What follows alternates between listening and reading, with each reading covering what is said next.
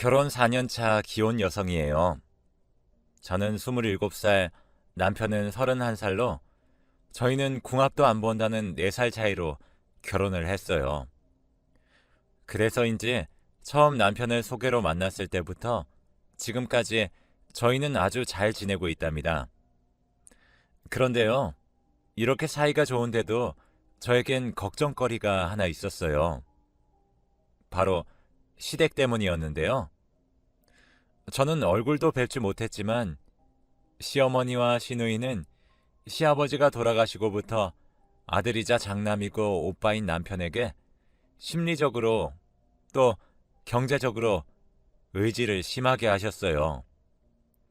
다행히 남편이 단호박처럼 자기 집에 되는 것은 되고 불가능한 것은 안 된다고 얘기를 하고 있어 결혼하고 큰 문제는 없었지만 그게 결혼이 1년이 넘어가니 슬슬 저에게도 영향을 미쳐와서 얼마 전 큰 일이 있었어요. 저희는 다른 부부가 많이 그렇듯 맞벌이를 하고 있어요. 그래서 자연스럽게 각자의 수입은 각자가 관리하고 생활비와 각종 공과금은 절반씩, 그리고 양가해드려야 하는 기념일 및 용돈 같은 건 각자 알아서 하자고 결혼 전부터 합의했어요. 남편은 지금까지도 이름만 들어도 아는 대기업에 다니고 있어요. 저는 직원 2명을 데리고 그 동네에서는 제법 큰 약국을 운영하고 있고요. 시댁은 아까 잠깐 언급했듯 시아버지가 돌아가신 후로 수입이 없으셔서 남편이 결혼하고 매달 150만 원씩 보내드렸고 10년 된 30평대 빌라에서 시누이와 살았어요. 그에 반면 저는 친정아버지가 사업을 하시고 부동산 자산이 꽤 있으셔서 시댁에 비해 경제적으로는 여유가 좀 있는 편이신데 제가 현재 운영하는 약국도 친정아빠가 건물 1층에 자리를 내어주셔서 감사하게도 지금 시세에 말도 안 되는 월세를 내며 하고 있죠. 그뿐만이 아니라 저희가 결혼하고 첫 신혼살림을 차린 집도 친정아빠가 미리 사놓으신 서울 강남의 아파트였는데요. 저 못지않게 남편을 좋게 본 아빠가 저희가 결혼하겠다고 인사를 갔더니 신혼집은 내가 마련해 뒀으니 자네는 부담 갖지 말고 혜령이랑 의논해서 같이 신혼살림 장만해. 대신 가전제품이랑 가구는 이왕이면 돈 더 주더라도 좋은 걸로 사고 첫 살림이 좋아야 잘 사는 거야. 라고 말씀하셔서 저도 남편도 깜짝 놀랐었어요. 저희 아빠는 남편이 아버지를 여의고 실질적인 집안의 가장으로 살아왔다는 것을 대견해하면서도 측은하게 여기셨죠. 아마 당신도 그런 과거가 있었기에 남편에게 장인어른 이전에 아버지의 자리를 채워주고 싶으셨던 것 같아요. 저는 달리 형제가 없어서 저희 집에 남편이 사위이자 아들인 셈이었어요. 하지만 반대로 시어머니는 유일한 수입원인 아들을 저와 저희 집에 빼앗겼다고 생각하시는지 아니면 대기업 다니는 자기 아들이 저에게 아깝다고 생각하시는지 저만 보면 내 아들이 100배는 아깝지 아까워 라는 말을 무슨 추임새처럼 내뱉으셨는데요. 당연히 들을 때마다 기분은 나쁜데 남편이 알아서 그런 말 하지 마. 내가 회사 빼면 뭐 하나 내세울 게 있어? 다른 사람들이 들으면 욕해. 하며 어머니의 입을 막아버리니 달리 그것 때문에 화를 낸 적은 없었어요. 하지만 저와 시어머니의 관계가 이렇다 보니 언제나 시한폭탄을 끌어안고 사는 기분이었습니다. 남편의 여동생인 시누이는 아무리 예쁘게 봐주려고 해도 밉상짓을 일삼았어요. 그러던 중 한 번은 친정엄마랑 백화점에 갔다가 엄마가 예쁘다며 명품 프라다 가방을 사주셨어요. 그 가방을 본 시누이가 제 가방을 힐끔힐끔 보더니 남편이 잠깐 자리를 비우자 대뜸 이런 말을 하더군요. 언니, 그 가방 솔직히 언니랑 안 어울려요. 왜요? 그 가방은 나처럼 20대 초반이 들어야 간지나는데 언니는 곧 있으면 30이잖아요. 괜히 그거 메고 다니다가 어리게 보이려고 안 닮았냐는 말 들어요. 그러지 말고 언니는 돈도 많으니까 다른 거 사고 그거 나한테 주면 안 돼요? 이 가방을 달라고요? 솔직히 언니 신혼여행 다녀와서 나한테 뭐 사다 준 것도 없잖아요.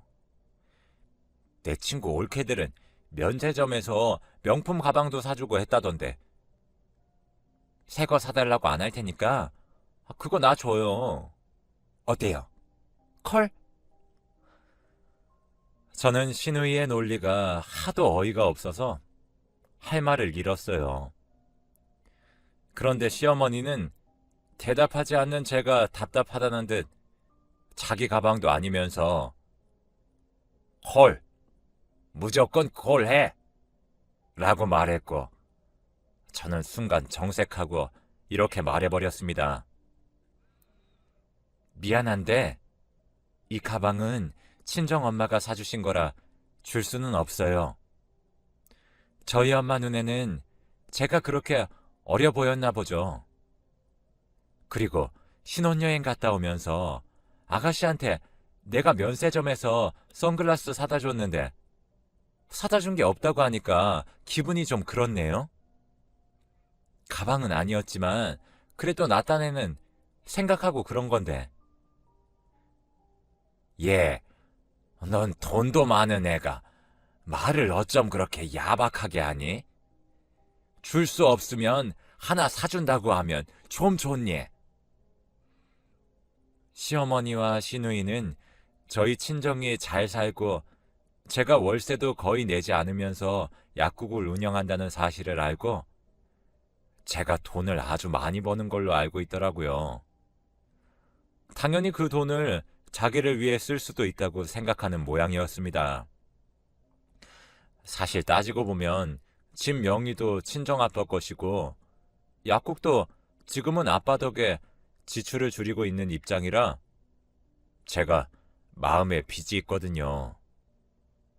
그래서 언제까지고 친정의 도움을 받을 수 없기에 제 나름 돈을 모으며 준비를 하고 있는데 그 사실을 알 리 없는 시어머니와 시누이는 저를 무슨 구두쇠 보듯 했어요. 무슨 일이야? 나 없을 때 무슨 말 했어? 자기야, 그게... 아니다. 얘기는 무슨 아무 얘기 안 했다. 시어머니는 남편이 돌아와 무슨 일이냐고 묻자 아무 일도 아니라는 듯 급히 제 입을 막으셨어요. 이쯤이면 대충 시댁과 저희 부부의 사이를 짐작하실 수 있으실 텐데요.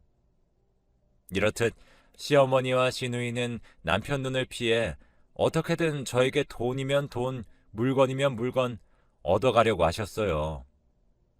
그래서 저는 시어머니와 시누이의 전화가 무서웠고 남편한테 말하지 말라는 말이 먼저 나오면 자연스럽게 긴장이 되었어요. 그렇다고 남편에게 시시콜콜 시댁의 얘기를 하는 것도 좀 그랬는데 그런 데는 제 나름의 이유가 있었어요. 저희 남편은 결혼 전부터 아무리 가족이라고는 하지만 자기 어머니도 자기 동생도 버겁다고 했어요. 자립할 생각도 없고 어떻게든 자기한테 의지해서 원하는 것을 손에 넣으려고 하는 어머니와 여동생이 싫었다고요.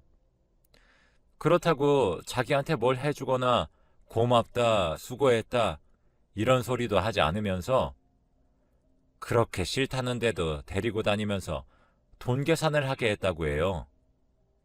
그래서 저와 만난다고 했을 때도 시댁에서는 달가워하지 않았고 결혼까지 한다고 하니 마치 자신들이 편하게 쓰던 지갑을 잃어버린 듯 그렇게 아들을 장가 보내기 싫어했다는 소리를 나중에서야 남편을 통해 듣게 되었죠.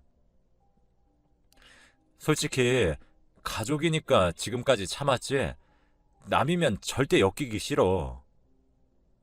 그래서 내가 자기한테 늘 창피하고 미안해. 혹시라도 우리 엄마나 석주가 이상한 소리 하면 나한테 바로바로 말해. 내가 자기 신경 쓰지 않게 알아서 잘할게. 남편이 미리부터 이런 소리를 하는데 제가 가운데서 시어머니나 시누이의 이야기를 전달하는 게 여간 조심스러웠겠어요.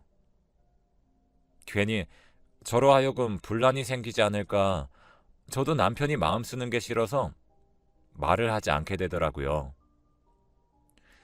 하지만 아무것도 모르는 시어머니는 제가 결혼할 때 뭐 하나 해주신 것도 없으시면서 저에게 그렇게 예단을 요구하셨어요. 예, 네가 뭘 사면 좋을지 모를 것 같아서 내가 적어봤다. 어머니, 기석 씨한테 못 들으셨어요? 신혼집을 저희 아빠가 해주셔서 예단은 따로 안 하기로 했는데. 들었다. 그런데 그게 말이 되니? 보는 눈들도 많은데 어떻게 예단을 안 할 생각을 하니? 예, 너도 참 염치가 없다. 그래도 내 아들이 우리나라에서 손에 꼽히는 대기업에 다니잖아. 참말 말고 거기 적힌 건 준비해라. 저는 당황했지만 이왕 적어 오셨다고 하니 주신 리스트를 봤어요. 그런데요, 리스트를 보니 정말 기가 막히는 거 있죠? 당신 세간 살림살이와 시누이 명품 가방, 명품 옷까지 적혀 있는데 이게 왜 예단 리스트인지 모르겠더라고요. 그래서 저는 대충 대답을 얼버무리고는 그 리스트를 고스란히 남편에게 줬어요. 아무래도 그건 남편이 해결해야 할 부분 같았거든요. 그리고 남편이 그 리스트를 보자마자 어이가 없다면서 득달같이 시어머니에게 전화해서 말도 안 되는 이런 거 내밀지 말라고 큰 소리를 쳤고 그 일을 시작으로 시어머니는 저를 남편 뒤에 숨어 자기를 골탕 먹이는 괘씸한 며느리라고 생각하셨어요. 그래서 웬만해서는 남편에게 시댁에 대한 이야기는 전달하지 않으려고 하는데 얼마 전 도저히 말을 하지 않고서는 감당하지 못할 일이 생기고 말았어요. 그날은 연락도 없이 무작정 시어머니가 시누이와 제가 있는 약국에 무슨 빚받으러 온 빚쟁이들처럼 들이닥친 날이었고 여지없이 남편한테는 말하지 말고 따로 이야기를 하자고 하시는데 느낌이 다른 날과 다르게 더 쎄하더라고요. 예, 석주가 요즘 연애를 하는데 어쩌면 결혼 얘기도 나올지 모른다고 하더라. 니네가 석주 혼수랑 예단해줄 거 아니면 이번 참에 합가를 하면 어떨까 하는데. 합가요? 저는 전혀 생각도 못한 말씀이라. 아니, 우리 오빠는 장남이에요. 어떻게 생각을 안 했어요? 지금은 몰라도 저 시집 가면 엄마는 혼자 계실 텐데 그럼 장남인 오빠네가 엄마 모셔야 하는 건 당연하지 않아요? 진짜 어이없다. 아무래도 이건 저 혼자 결정한 일이 아닌 것 같아요. 게다가 그 집 저희 아빠가 해주신 건데 친정에도 얘기를 해야 할 것 같고요. 예, 듣자 하니 너 그 집 니네 아빠가 해줬다고 아주 유세를 떠는구나. 잘난 내 아들 데려갔으면 그 정도는 해야지. 뭐? 친정에 얘기를 해? 그래서 그 잘난 니네 아빠가 안 된다고 하면 나보고 길에 나앉으라는 거야, 뭐야? 그리고 넌 뭘 혼자 결정할 일이 아니니? 걔가 내 아들이지. 니네 집 아들이니? 걔 속마음은 내가 더 잘 알아.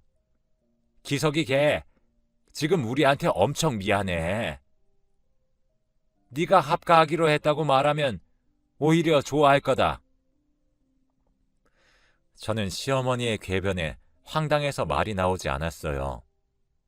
그래서 웬만해서는 남편한테 주택에 대해서는 나쁜 소리 하지 않으려고 했지만 이번 일은 그럴 수가 없었어요. 남편에게 낮에 있었던 이야기를 모두 했고 혹시라도 남편도 합가를 원하면 고려해 보겠다고 했는데 남편은 저보다 펄쩍 뛰며 단단히 화가 나서 저에게 시댁으로 가서 단판을 짓자고 했어요. 그렇게 시댁에 간 저희 부부는 마치 미리 예상이라도 한 듯 놀라지도 않는 시어머니와 시누이를 보며 이야기를 시작했어요. 석준호, 결혼하는 거 맞아? 네 나이가 몇인데 벌써 결혼 얘기를 해? 너 졸업하고 직장 다닌 지 1년도 안 됐잖아. 그래서? 오빠는 지금 내가 거짓말을 한다는 거야? 나 연애하는 거 맞고 그 사람이 먼저 결혼하자고 했어. 그럼 그 남자도 지금 당장 오라고 해. 그래야 확실하게 앞으로 어떻게 할지 이야기를 하지. 오빠는 동생 망신시키려고 작정을 했니? 쪽팔리게 어딜 오라고 해. 그리고 지금 올케 언니 말만 듣고 이러는 거잖아. 근데 무슨 얘기를 해 지금. 그래, 다음에 해. 아무리 급해도 그렇지. 내가 말한 지 얼마나 됐다고 지 남편 앞장 세워서 시댁에 들이닥치니. 얘, 너도 참 생각이 없다. 돈만 많으면 뭐해. 사람이 별론데. 엄마, 이 사람한테 막말하지 마. 그리고 처음부터 그런 일을 나 없이 말한다는 게 말이 돼? 그것도 장인어른이 사주신 우리 집에. 누가 사준 거든 내 아들이 살고 있는데 내 아들 집이잖아. 엄마가 아들 집에도 못 들어가니? 막말로 내가 석주 얘 결혼시킬 돈이 있어? 집이라도 팔아야 혼수든 뭐든 해줄 거 아니야. 그렇게 합가가 싫으면 너희가 혼수랑 예단 다 해줘. 어디 가서 꿀리지 않게 책임지고 해주라고. 엄마, 그 남자가 결혼하겠다고 인사는 왔어? 그 남자 얼굴은 봤냐고. 봤어. 사진으로. 허우대 멀쩡하더라. 얘 말로는 돈도 있는 집이래. 시집만큼은 걱정 없겠더라고. 저는 옆에서 대화를 듣는데 이런 말 미안하지만 한심하게 보였어요. 얘기를 더 들어보니 시누이가 남자를 만나는 건 맞지만 그 남자가 그냥 한 말인데 시누이는 진짜로 믿는 것처럼 보이더라고요. 시누이는 이제 취업한 지 얼마 되지 않아서 월급이 적은데 돈도 쥐꼬리만큼 주면서 시키는 게 많다고, 또 집이랑 직장이 거리가 멀어서 힘들어 죽겠다고 항상 불만이 많았고 이참에 시집을 가게 되면 일도 하지 않고 편하게 살 수 있을 거란 기대를 하는 것 같았어요. 제가 이 정도인데 남편은 오죽하겠어요? 남편은 더 이상 대화가 의미 없다고 생각했는지 자기가 먼저 쐐기를 박는 듯 이렇게 말했어요. 나 지금까지 엄마랑 석조 때문에 힘들게 살았어. 이 사람 있는 데서 말하는 거 창피하긴 한데 그래도 지금은 말해야 할 것 같아. 엄마, 나 결혼한다고 하니까 앞으로 생활비는 어떡하냐고. 나한테 다달이 생활비 주지 않을 거면 결혼 생각도 하지 말라고 했지? 그래서 내가 지금 150씩 드리고 있는 거잖아. 솔직히 내가 그 돈이 안 아깝겠어? 그래도 그 돈 들이면 엄마가 이 사람 건드리지 않을 거라고 생각했는데 아니잖아. 나 솔직히 작정하면 당장 다음 달부터 안 드릴 수도 있어. 근데 왜 내가 여지껏 참았는지 알아? 돌아가신 아버지 때문이야. 엄마는 늘 나한테 뭐라도 뜯어가려고 하지만 아버지는 항상 엄마 몰래 뭐든 챙겨주시려고 했어. 나중에 나도 가장이 되면 갖고 싶은 것도 참고 때론 희생도 하게 될 수도 있다고. 당신이 계시는 동안은 장남이라고 부담 갖지 말라고. 근데 그런 아버지가 돌아가시면서 나한테 뭐라고 하셨는지 알아? 엄마랑 석주 부탁한다고, 미안하다고 그러시면서 눈 감으셨어. 내가 그때 아버지 말만 아니었어도 나 진작에 도망갔다고. 야, 150이 돈이냐? 그래, 너 말 잘했다. 네 아버지가 그렇게 너한테 부탁을 했으면 150이 아니라 1,500도 아깝다고 생각하지 말고 해줘야 하는 거 아니야? 지하에 있는 네 아버지가 원통하시겠다. 석주 얘는 네가 준 돈으로는 택도 없어서 학자금 대출까지 받았어. 꼴랑 150 줘놓고 넌 너무 오버하는 거 아니냐? 너가 정 합가하기 싫으면 석주 빌렸던 돈 갚아주고 앞으로 생활비 300 정도는 줘야 될 것 같다. 엄마! 엄마는 아들이 무슨 은행이야? 내가 그 돈 주고 나면 나한테 뭐가 남아? 계속 이런 식으로 나오면 생활비고 뭐고 아무것도 없어. 합가? 지금도 이런데 무슨 꼴을 더 보자고 그런 소리를 해? 나 솔직히 이대로 연 끊으면 더 좋거든? 나도 할 만큼 했어. 석주 졸업하고 돈 버니까 나 이만하면 아버지랑 한 약속 잘 지킨 것 같아. 이제부터는 딱 끊고 살 테니까 그런 줄 알아. 남편은 제가 본 중에 가장 많이 화가 난 얼굴로 제 손을 잡고 시댁을 나왔어요. 어찌나 화가 났는지 이대로 운전대를 잡으면 위험할 것 같아서 제가 운전을 하고 집에 왔는데 신호에 걸려 남편을 힐끔 보니 남편이 손으로 얼굴을 가리고 울고 있더라고요. 사실 뵙지는 못했지만 남편에게는 돌아가신 시아버지가 정신적인 지주였어요.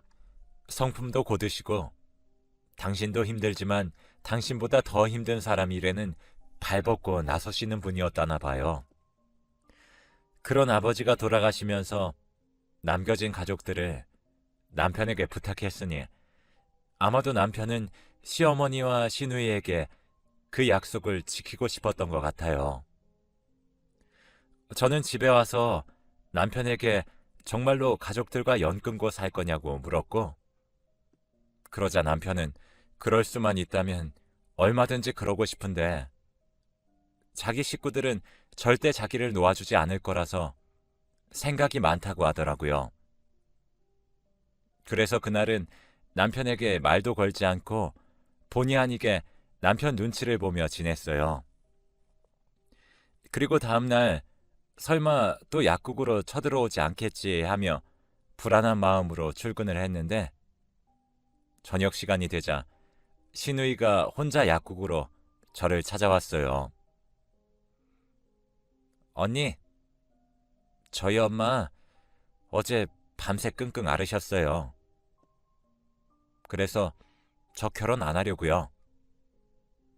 오빠 말대로 제가 결혼한다고 해서 이런 일이 벌어졌으니 제가 안 하는 게 맞는 것 같아요. 아가씨, 어제 오빠도 많이 힘들어했어요. 지금은 아가씨가 직장 생활이 적응도 덜 됐고 안 하던 걸 하니까 힘들 수도 있는데 조금만 참으면 금방 괜찮아질 거예요. 그리고 사람은 1년은 좋게 만나봐야 돼요. 너무 모를 때 결혼하고 살면 후회할 수도 있고요. 지금이 얼마나 좋을 땐데. 에이, 그게 말은 쉽죠. 제가 오빠처럼 대기업에 다니는 것도 아니고 언니처럼 전문직도 아니고 제 월급에서 돈을 모은다는 것 자체가 무리예요. 그게 제 현실이고요. 그래서 하는 소린데 저 언니 약국에서 일하면 안 돼요? 우리는 가족이니까 언니가 월급 좀 신경 써주면 저도 엄마한테 생활비 좀 드리고 그럼 좋을 것 같은데. 저는 신우이의 말을 듣고 속으로 참 가지가지 한다고 생각했어요. 무슨 일이든 진득하게 하는 법이 없는 신우이를 아무리 가족이라도 채용할 마음이 없었거든요.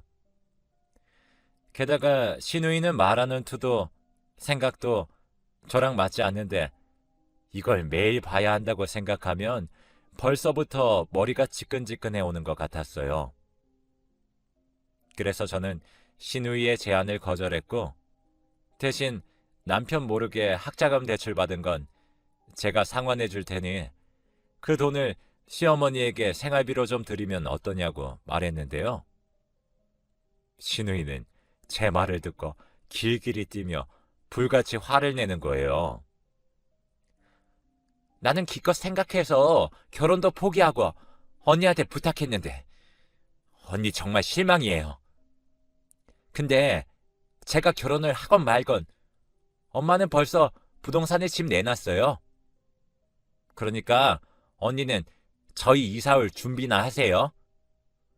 오늘 얘기 잘 되면 집에 가서 엄마 설득하려고 했는데 안 되겠네요. 아, 빨리 오빠한테 전화해요. 그래야 오빠가 또 울며 겨자 먹듯 생활비 300 준다고 하지. 저게 동생인지 원수인지 오빠 힘들 거 뻔히 알면서 저런다는 게 저는 정말 이해도 안 가고 화가 났어요. 그래서 고민을 하다 친정에 갔고 친정엄마는 제 얼굴을 보자 무슨 일이냐며 물으셔서 저는 하도 답답해서 친정엄마에게 시댁의 일과 조금 전 시누이의 얘기까지 모두 말했어요. 그러자 친정엄마는 말없이 한숨을 쉬고는 이렇게 말씀하셨어요. 내가 이런 말 하는 게 안서방한테 미안하긴 한데 내가 언제고 그 여자 그럴 줄 알았다. 니네 아빠도 그러더라. 안사돈이 안서방을 자식으로 보는 게 아니라 돈줄로 보는 것 같다고. 솔직히 엄마는 그래서 너 결혼까지는 하지 않았으면 했는데 안서방이 너무 사람이 좋아서 안서방만 보고 결혼시켰다. 너 속상하겠지만 안서방한테는 별말 하지 마. 엄마랑 아빠가 상의하고 무슨 수를 내던가 해야지. 너희는 자식이니 함부로 해도 우린 사돈이니 함부로 하지 못할 테니까. 엄마, 미안해. 잘 사는 모습 보여줘야 하는데 너희가 잘못한 것도 아닌데 뭘 미안해. 힘든 일이 있으면 엄마 아빠한테 의지해. 괜히 말도 안 하고 너희끼리 소갈이 하는 게 더 불효야. 너도 그렇고 안서방도 우리한테는 자식인데 당연히 엄마 아빠가 나서야지. 저는 엄마의 말에 힘을 얻고 집으로 돌아왔어요. 그리고 모처럼 우리 서방 맛있는 음식이라도 해줘서 기운나게 해주고 싶었는데 그날 남편이 더는 저에게 피해주고 싶지 않다며 이혼 서류를 가지고 왔더라고요. 이런 선택을 하고 싶진 않았는데 석주한테 엄마가 집 내놨다는 말을 들었어. 아마 그 성미에 그냥 밀고 들어올 작정인 것 같은데 나 더 이상 자기랑 자기 부모님한테 패 끼치고 싶지 않다. 우리 이혼하자. 아무래도 이게 최선인 것 같아. 나 같은 사람은 처음부터 결혼 같은 거 하면 안 되는 거였어. 자기야, 이게 말이 된다고 생각해? 우리 둘이 좋아서 결혼했는데 왜 이혼을 우리 문제가 아닌 다른 이유로 해야 해? 이건 아니지. 우린 가족이잖아. 패 끼치는 게 어디 있어? 우리 엄마가 그러더라. 자기도 자식이라고. 오히려 이러는 게 나는 더 서운해. 그날 남편도 저도 얼마나 울었는지 몰라요. 그리고 남편한테서 오늘 낮에 저희 아빠가 갑자기 점심이나 같이 먹자고 하더니 괜찮다고 사양을 해도 신용카드를 한 장 주시더라고 해요. 남자가 주머니에 돈 없으면 어떻게 가정을 지키려고 그래? 듣자 하니 집에 생활비도 보낸다며. 이거 들고 필요할 때 써. 사용 내역 나한테 안 오게 했으니까 괜히 눈치 볼 것도 없어. 갖고 싶은 거 있으면 장인 어른이 사주셨다 생각하고 써. 가끔 그 돈으로 혜령이한테 기분도 내고. 여자들은 그런 추억으로 사는 거거든. 괜찮습니다. 마음만 받을게요. 지금도 너무 많이 받고 있어서 죄송해요. 내가 주고 싶어서 주는 건데 뭘 죄송해? 난 아들이 없어서 자네가 있어서 너무 좋아. 이제 목욕탕 가도 자네랑 같이 남탕에 가면 되잖아. 여자들은 씻는데도 오래 걸리고 그간 혼자 기다리면서 심심해 죽겠다고 생각했는데 이젠 자네가 있어서 얼마나 좋은지. 그렇게 저희 아빠를 만나고 그 카드를 도저히 쓸 수가 없어서 고이 지갑 안쪽에 넣어만 놨다고 해요. 그 와중에 저를 만나고 헤어진 시누이가 전화가 와서는 남편에게 시어머니가 집을 내놨고 저에게 합가 준비를 하라고 했다고 말을 했다는 거예요. 석주한테 그 말을 듣고 얼마나 기가 찼는 줄 알아? 피 하나 섞이지 않은 아버님은 날 아들 생긴 것 같다고 뭐든 해주시려고 하는데 정작 내 진짜 가족은 내 등에 빨대를 꽂는데 난 전생에 나라를 팔아먹었나 봐. 그 반대인 것 같은데. 전생에 무슨 덕을 쌓았길래 나랑 우리 엄마 아빠를 만났어. 기다려봐. 자기한테는 미안한데 아까 나도 하도 답답해서 엄마한테 얘기했거든. 엄마가 아빠랑 상의해서 답을 주겠대. 자기 자존심 상할 것 같아서 말 안 하려고 했는데 이번 한 번은 염치가 없어도 우리 집 도움 좀 받자. 그리고 다시는 이런 거 가지고 오지 마. 이혼을 하겠다 싶으면 서류는 내가 들고 올 거니까. 저는 농담처럼 그리고 진심을 다해 남편을 위로했어요. 그리고 며칠 후 시어머니는 당신 집이 팔렸다며 이사 날짜를 저에게 통보하셨고 저는 친정엄마가 시킨 대로 알겠다고 했어요. 무슨 꿍꿍이야? 어쩐 일로 순순히 알겠대? 아무튼 나랑 석주 들어갈 방 2개 비워놔라. 설마 한 방 쓰게 할 생각이면 어림없다. 그리고 내가 쓰던 것들은 다 낡아서 버리고 할 거니까 네가 알아서 가구도 좀 사고 방도 좀 꾸며라. 너 시집 올 때 집 해왔다고 아무것도 안 했잖아. 이번 기회에 그거 한다고 생각해. 가만히 듣고 있으니 시어머니는 자기 혼자 신나서 선을 넘나드셨는데 사실 저희는 이미 그 집을 팔고 친정집으로 이사를 왔어요. 혜령아, 너랑 안서방만 괜찮으면 당분간은 우리 집 2층에서 지낼래? 한 1년 정도 지내면서 다른 집 알아보면 어떨까 하고 네 아빠랑 얘기했다. 우리랑 같이 지내면 너희 시어머니 합가하자는 소리도 못할 거고 안서방만 괜찮다고 하면 이참에 그 여자 버릇 좀 고쳐보자.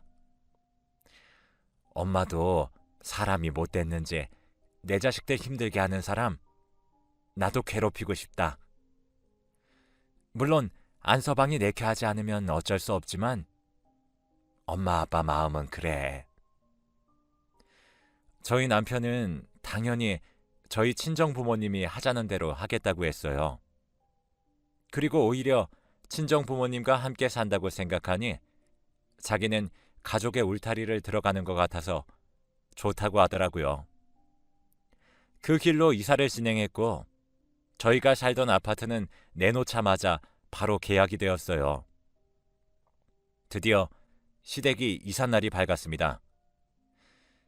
버리는 것이 많고 챙겨야 할 것이 별로 없었던 시어머니와 시누이는 용달차 한 대로 아침 대바람부터 저희가 살던 아파트로 오셨고 이미 그곳에 이사와 사는 사람들에게 그런 사람 여기 안 산다며 문전박대를 당했다나 봐요. 야, 너 우리 엿먹이려고 일부러 그랬지? 너네 어디로 이사 갔어? 당장 주소 불러! 아주 사람을 우습게 알아? 어머니, 저희 친정에 들어와서 살아요. 친정 부모님이랑 합가했어요. 미리 말씀드리지 못해서 죄송해요. 워낙 급하게 진행된 일이라서요. 그 집이 저희 아빠 집이잖아요. 아빠가 그 집 파신다는데 저희라고 별 수 있나요? 그래서 저희도 갈 곳이 없어서 친정에 얹혀 살아요. 어머니도 갈 곳 없으시면 여기로 오셔서 저희랑 같이 얹혀 사실래요? 뭐라고? 너 일부러 그랬지? 됐고, 우리 어디든 들어가야 하니까 있는 돈 다 보내. 당장 들어갈 집은 있어야 할 거 아니야. 엄마, 우리 돈 없어. 그리고 앞으로 장인어른한테 월세도 내야 해서 엄마한테 드리던 돈도 100으로 줄여야 할 것 같아. 석주 돈 버니까 괜찮지? 그리고 1년 뒤엔 그 돈도 안 보낼 거야. 우리도 집 구해서 나가야지. 그렇게 돈 많다고 자랑하더니 처가에서 월세를 내래? 그리고 니들 살 집도 안 해준다고? 엄마가 자꾸 눈독 들여서 안 해주신대. 지금도 하마터면 자기 집에 엄마가 들어와서 살 뻔했다고 그 집 정리하신 거야. 무슨 이런 거지 같은 경우가 다 있어. 너 그 소리 듣고도 가만히 있었어? 응, 가만히 있었어. 만약 나라도 그랬을 거니까. 엄마, 이제 제발 거지 말고 사람답게 살아. 살던 집 팔고 오늘 잔금 받았지? 그 돈으로 앞으로 지내 집 구해. 이번 기회에 집도 좀 줄이면 더 좋겠네. 엄마 끊어. 그리고 앞으로 돈 얘기는 무조건 안 들어드릴 거니까 얘기도 꺼내지 마. 엄마, 나 지금 너무 행복해.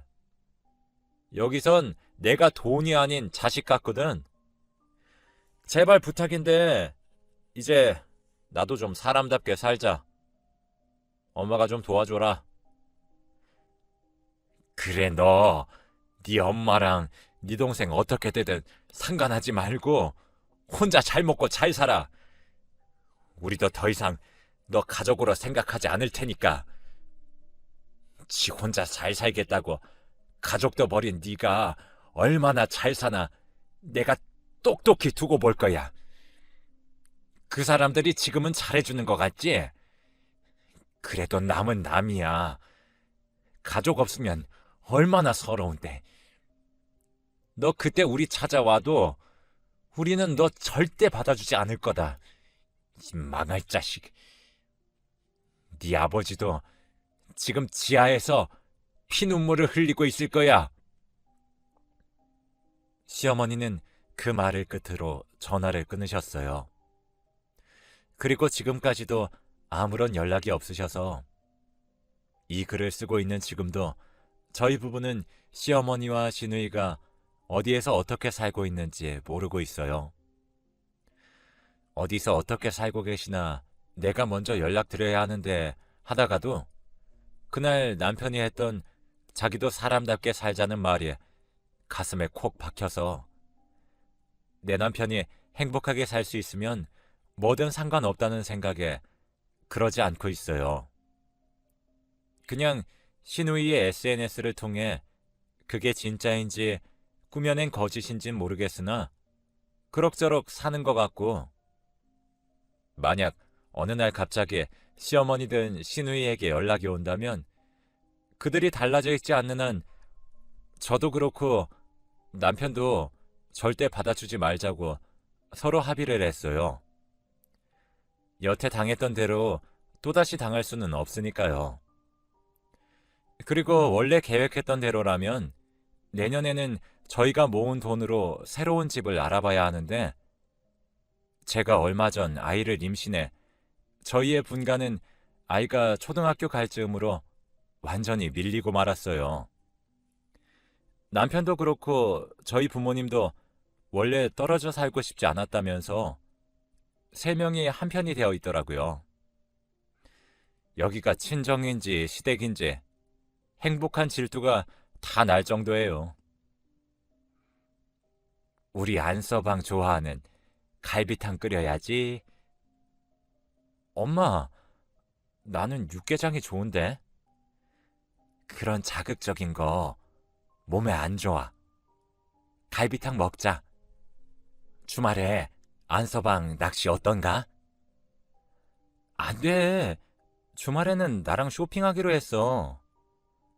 안서방, 쇼핑보다는 낚시가 더 유익하지 않나? 솔직히 남자가 쇼핑 따라가봤자 무슨 재미인가?